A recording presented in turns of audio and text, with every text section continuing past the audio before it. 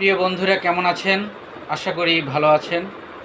প্রিয় বন্ধুরা, অনেকের মনে একটা প্রশ্ন যে যারা ভাঙাড়ি ক্রয় করে বিভিন্ন ধরনের পুরাতন সিলিন্ডার, পুরাতন ড্রাম, পুরাতন লোহার অনেক জিনিসপত্র, তারা এইগুলো নিয়ে কি করে এবং কোথায় তারা এগুলো বেচা বিক্রি করে এবং পরবর্তীতে এগুলোর অবস্থা কি হয়?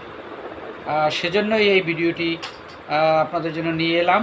দেখুন বন্ধুরা, পুরাতন লোহা দ্বারা তৈরি যে জিনিসপত্রগুলো মানুষ বিক্রি করে ফেলে, সেই জিনিসপত্রগুলো এভাবেই নিয়ে এসে কোম্পানিতে তারা আবার পুনরায় বিক্রি করে দেয়।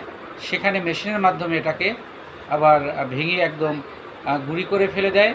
সেখান থেকে রিফাইন করে আবার নতুন জিনিস তৈরি করা।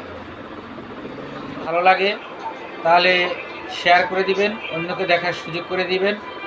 আবার দেখা হবে কোনো এক ভিডিও নিয়ে কোনো এক সময়। সে পর্যন্ত ভালো থাকবেন। ধন্যবাদ।